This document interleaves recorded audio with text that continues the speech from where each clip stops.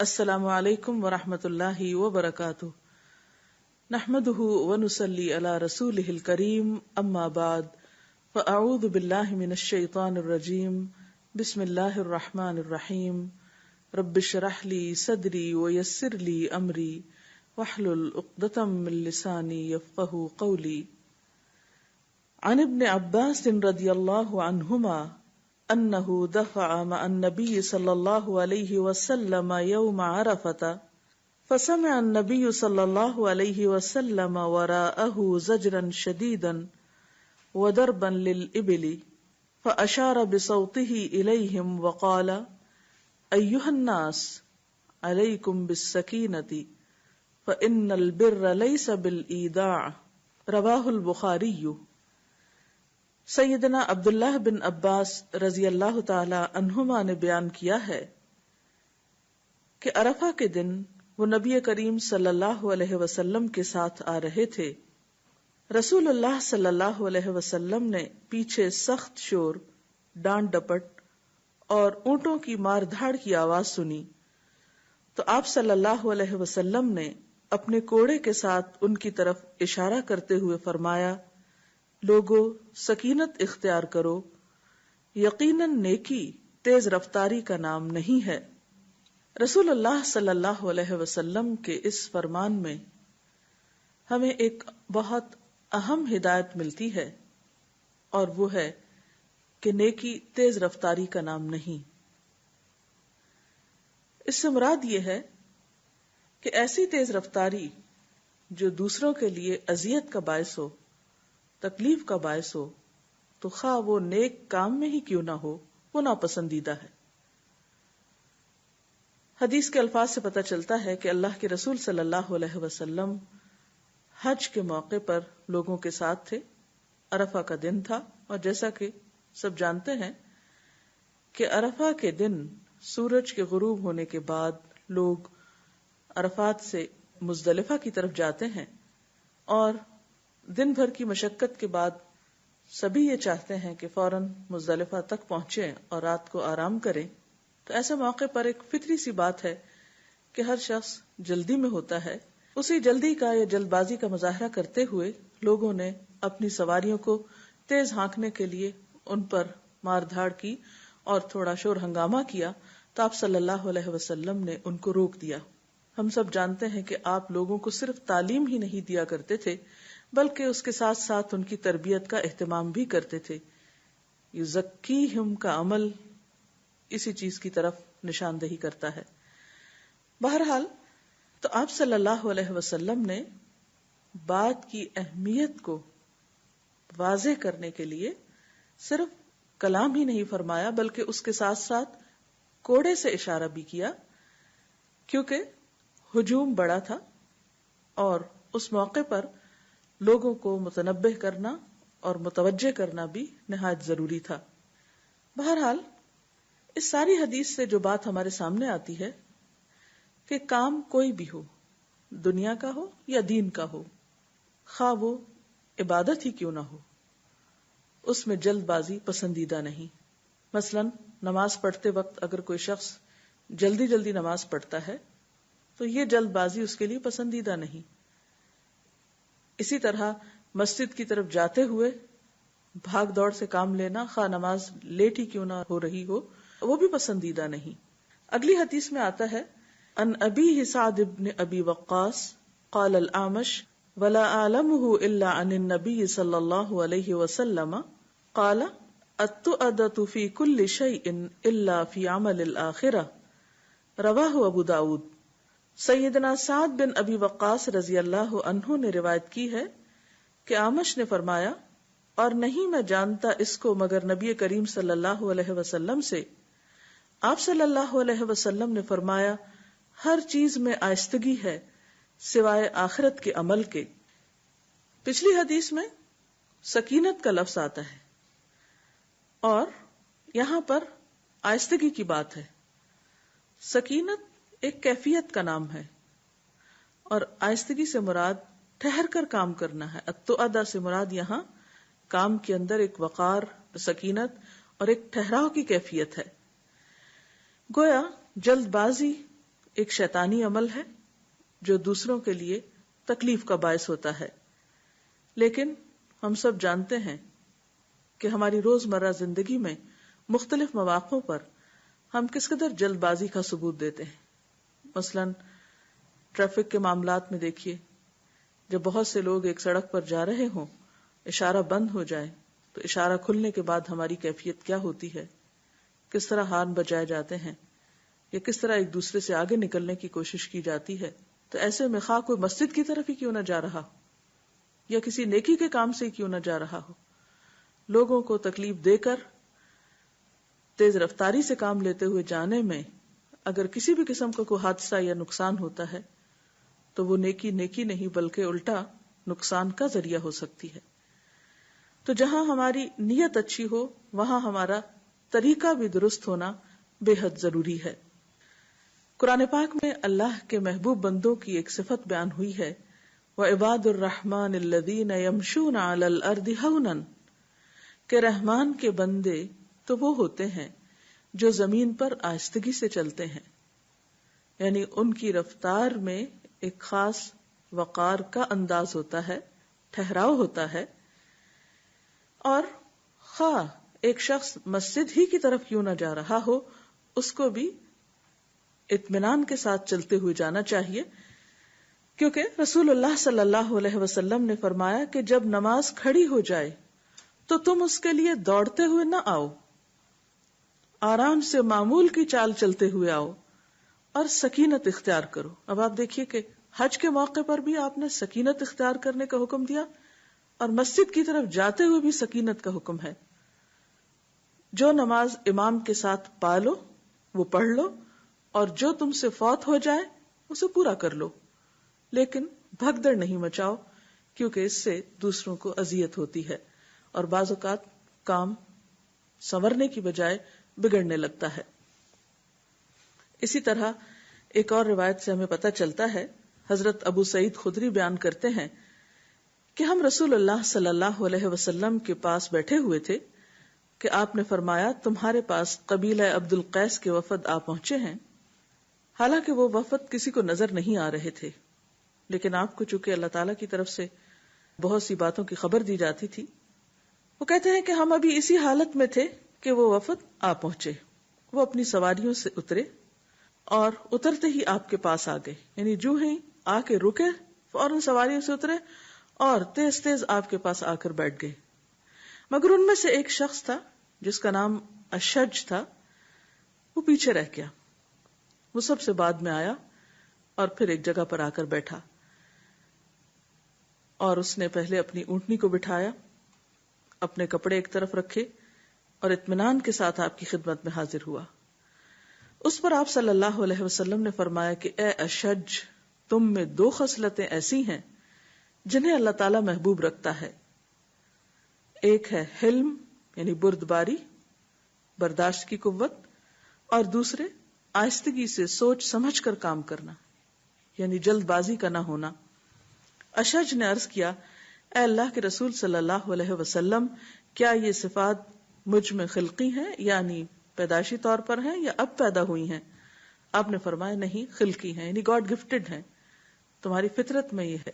اس کا یہ مطلب نہیں کہ جس کو بائی برتھ یہ چیز نہ ملی ہو وہ کوشش بھی نہ کرے اور وہ یہ عذر تراش لے کیونکہ میرے اندر تو یہ ہے ہی نہیں صبر کا مادہ، یا میں تو کسی چیز پر رک نہیں سکتا اس لیے یہ کام کر نہیں سکتا، تو یہ چیز درست نہ ہوگی.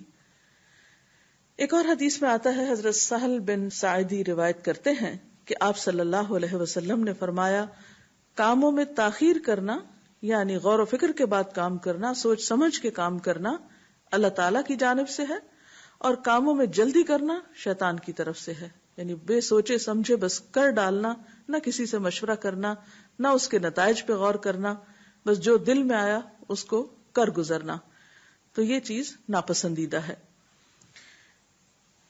پھر اسی طرح حضرت انس کہتے ہیں کہ ایک شخص نے آپ صلی اللہ علیہ وسلم سے عرض کیا، مجھے کوئی نصیحت فرمائیے. آپ نے فرمایا، اپنے کام کو تدبر کے ساتھ کرو یعنی سوچ سمجھ کر کرو، اگر اس کا انجام اچھا نظر آئے تو کر ڈالو، اور انجام میں گمراہی اور خرابی نظر آئے تو اس کو چھوڑ دو. یعنی گویا آہستگی میں صرف چال کی آہستگی نہیں یا سستی سے کام کرنا مراد نہیں، بلکہ اس سے مراد ٹھہر کر، سوچ سمجھ کر اور خصوصاً انجام کو سامنے رکھ کر کام کرنا ہے۔ ایک اور حدیث میں آپ صلی اللہ علیہ وسلم فرماتے ہیں کہ نیک روش، آہستگی اور میانہ روی نبوت کے 24 اجزاء میں سے ہے، یعنی یہ نبوی اخلاق میں سے ہے کہ انسان سوچ سمجھ کر کام کرے، آہستہ آہستہ کرے اور میانہ روی کے ساتھ کرے۔ اس میں آپ دیکھیے کہ آہستگی میں جیسے کھانا کھانا ہے، تو اگر انسان تیز تیز کھانا کھاتا ہے تو اسے صحیح طرح چبا نہیں سکے گا اور وہ چیز اس کے نظام ہضم پر ایک برا اثر ڈالے گی۔ اسی طرح اگر پانی پینا ہے تو کھڑے ہو کر اور ایک ہی سانس میں سارا پانی انسان پی جائے تو اس کی صحت کے لیے بھی نقصان دہ۔ اس کے برعکس اس معاملے میں نہیں، کھانے پینے تک کے معاملے میں یہ ادب سکھایا گیا کہ انسان بیٹھ کر کھائے، سکون سے کھائے، پانی پیتے ہوئے 3 سانس سے پانی پیے، ایک ہی دفعہ سارا اندر نہ انڈیلے جیسے کوئی جانور پی رہا ہو۔ تو یہ تمام اخلاق اور آداب نبوی اخلاق ہیں۔ اسی طرح حضرت ابو ذر کو آپ صلی اللہ علیہ وسلم نے نصیحت کی کہ ابو ذر، تدبر کے برابر کوئی عقل نہیں ہے اور احتیاط سے زیادہ کوئی تقوی نہیں ہے اور خوش خلقی سے بہتر کوئی حسب نہیں ہے۔ یعنی کسی بھی کام کو سوچ سمجھ کے کرنا نہایت عقل مندی کی بات ہے۔ لیکن انسان کی فطرت میں جلد بازی ہے، یہ انسان کی ایک کمزوری ہے، کیونکہ انسان نتائج جلدی چاہتا ہے، فوراً چاہتا ہے۔ اسی لیے آپ دیکھتے ہیں کہ آخرت کے بڑے بڑے اجر انسان کو بعض اوقات نظر نہیں آتے اور اس کے مقابلے میں دنیا میں ملنے والا چھوٹا سا فائدہ انسان اس کی طرف تیزی سے بڑھتا ہے۔ کلا بل تحبون العاجلہ وتذرون الآخرہ، کہ ہرگز نہیں بلکہ تم جلد ملنے والی چیز سے محبت رکھتے ہو اور آخرت کو چھوڑ دیتے ہو۔ تو یہ بھی دراصل انسان کی اسی جلد باز فطرت کا نتیجہ ہے۔ پھر اسی طرح ہم دیکھتے ہیں کہ اگر ہم آہستگی کا سبق سیکھنا چاہتے ہیں تو نظام فطرت کی طرف دیکھیں، کس طرح سورج آہستہ آہستہ نکلتا ہے کہ انسان کو محسوس بھی نہیں ہوتا، اس کی روشنی کم سے زیادہ کی طرف بڑھتی ہے۔ اسی طرح جب وہ طلوع ہوتا ہے تو آہستگی کے ساتھ طلوع ہوتا ہے، اسی طرح جب وہ غروب ہوتا ہے تو آہستہ آہستہ غروب کی طرف بڑھتا ہے، ایک دم روشنی اور ایک دم اندھیرا نہیں ہوتا۔ اسی طرح پودوں کو آپ دیکھ لیجئے کہ کس طرح ایک بیج سے ایک درخت بننے تک ایک لمبا عرصہ درکار ہوتا ہے۔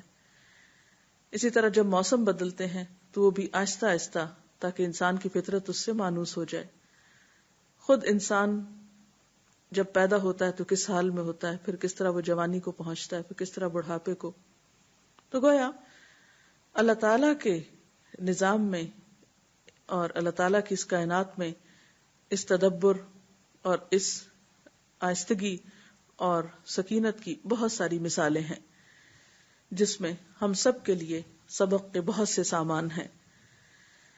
لیکن ساتھ ہی آپ نے یہ بات بھی فرمائی کہ الا فی عمل الآخرہ، جب آخرت کا عمل ہو تو اس وقت تم پھر پیچھے نہ رہو، جیسا کہ ایک اور جگہ پر آتا ہے وَسَارِعُوا إِلَىٰ مَغْفِرَةٍ مِّن رَبِّكُمْ وَجَنَّةٍ عَرْضُهَا السَّمَاوَاتُ وَالْأَرْضُ، اور جلدی کرو اپنے رب کی طرف سے آئی ہوئی مغفرت کی طرف اور اس جنت کی طرف جس کا عرض، جس کی وسعت آسمان و زمین کے برابر ہے۔ گویا انسان سے اگر کوئی غلطی ہو جاتی ہے، کوئی گناہ ہو جاتا ہے تو اس پر توبہ کرنے میں دیر نہیں لگانی چاہیے۔ اس میں انسان سوچتا نہ رہے کہ اچھا جب حج پہ جاؤں گا تو توبہ کر لوں گا، یا جب فلاں عمر کو پہنچوں گا تو توبہ کر لوں گا۔ نہیں، اس کام میں انسان پھر دیر نہ لگائے۔ اسی طرح کسی فرض کی ادائیگی ہے یا کسی قرض کی ادائیگی ہے تو اس میں بھی انسان بلا وجہ تاخیر نہ کرے، سستی کا مظاہرہ نہ کرے۔